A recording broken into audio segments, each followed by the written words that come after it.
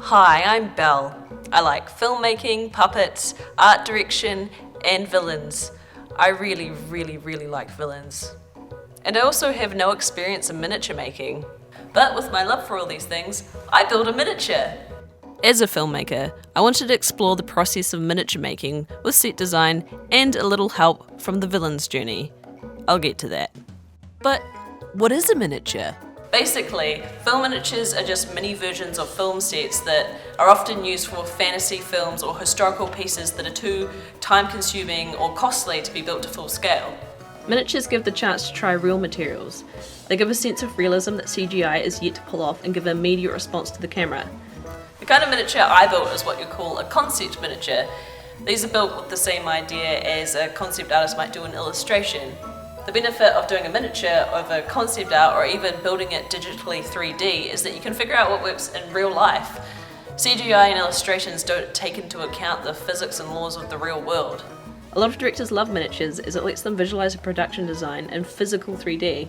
It gives them the opportunity to both problem solve and experiment with camera angles, lenses, cinematography and lighting before being built to full scale, or even being used as is to be edited into other environments. If you were editing the miniature into another environment, then the process of building it would be very similar to the way a full-scale set was built, so there'd be very intense planning beforehand. But because mine's a concept miniature, I had a lot of freedom to explore. Even then, I still had to do a lot of planning beforehand. I still needed a story, a character, some concept art, and some loose plans to work off. As you can probably tell, my miniature is a bit gruesome.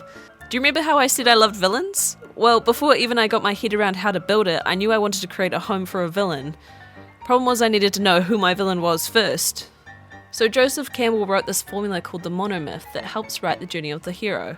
But because my main gal isn't the kindest kid around town, I wanted to figure out what the villain's journey would be. So I looked at a whole bunch of cool baddies and wrote my own formula. I called it the villain's journey. I then used this to help write a story for a villain I had been playing with for a long time. So this is Vic. This is all the versions of Vic before I got Final Vic. This is Vic's jacket. This is Vic up to no good. And this is Vic's home. Well, part of it. Vic technically runs away from her home in this nice little Christian neighbourhood and makes a little village for her and all the bad guys in a junkyard at the end of town. Thing is, the good guys keep coming up and trying to kick them out, so Vic tricks them into coming for a show only to be the show themselves. They then get utilised for things like compost and food. I took a lot of inspiration from Wes Anderson and Tim Burton when doing my original designs. Wes Anderson does these really clumped together sets so he can get these quirky pans across multiple locations at one time. He's not subtle about the camera, he wants you to know it's there. That's why my set is very linear as well. It's like it's being cut in half, so I could almost film the whole character's journey through this home she's created in one continuous shot. Tim Burton, he makes more like wonky, grimy, almost like everything's got a black outline. And both him and Wes do these very small colour palettes in every frame, which is why I used a lot of conflicting colours like green and red. Conflicting colours helps heighten the chaotic feel of the village, and I want it to be dark and creepy but not dull, almost like it could be a children's playhouse at first glance. I think the biggest thing I didn't realise when I was going into miniature making was just the amount of skills that would be needed. Like, you could be doing anything from sewing to laser cutting, electrical work, even like paper mache.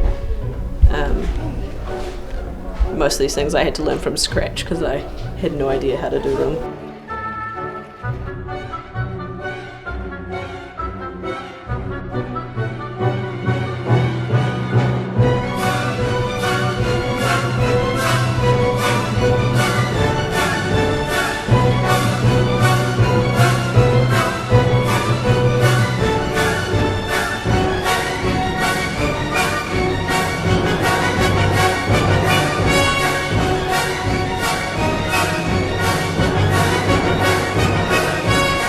I was planning on making the whole village and then realised that I needed to learn all these new skills, so I cut it down to half, and then the time it takes to actually learn the skills, I realised I'd only be able to do the 10.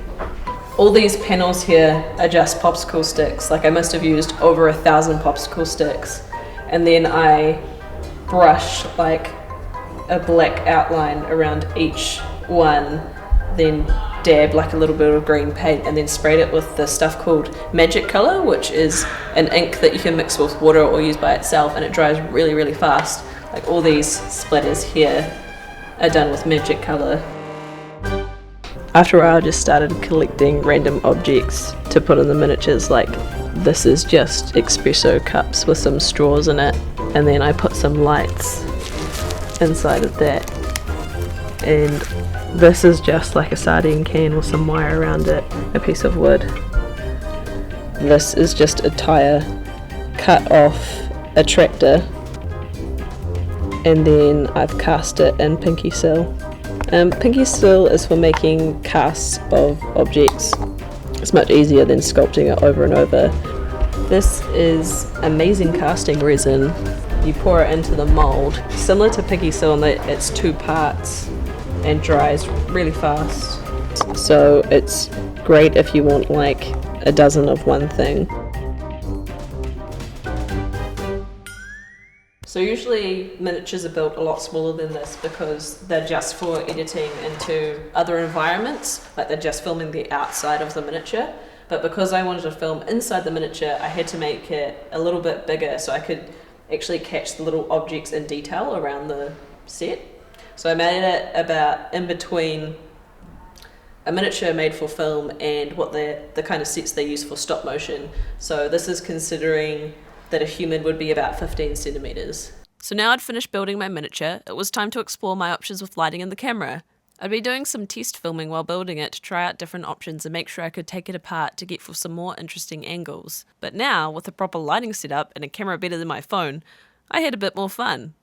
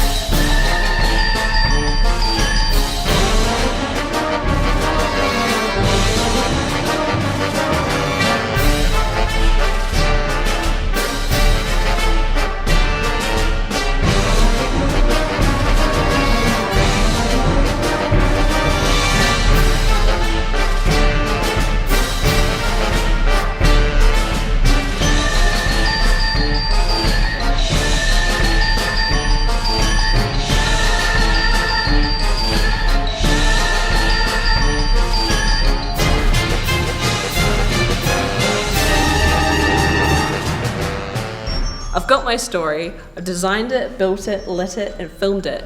Now I know what areas that I'll be building to full scale. On The Hobbit, Peter Jackson comes in and maps out the areas with red string on the concept miniatures of what he wants to build to full scale. So I've used the same idea, except with white string, because there's a lot of red in mine. Figured out I don't need the top of the tent because it never gets in frame, or this area over here. The only parts I'm really focusing on is the chair and the death arena. So I've done a rough spreadsheet of how much it would cost if I built it to full scale, and it's going to be well over $1 million, which is a bit over my budget, but maybe one day. Even though I may not be able to build mine to full scale yet, miniature making has helped me learn a huge range of new skills, helped me understand what would work in the real world other than on a piece of paper or digitally. By building a concept miniature, I could easily explore cinematography and adjust my design along the way, and as a result determine which parts of it could be built to full scale. Not to mention, I now have an awesome miniature to play with.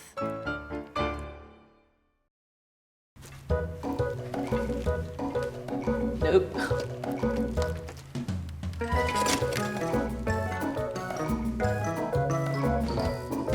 You saw that.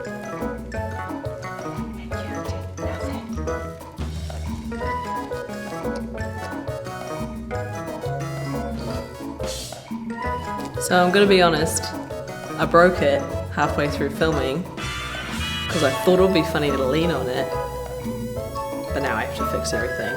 And I had to add a tight rope because the roof caved in. So let's do that. Where do I plug this in?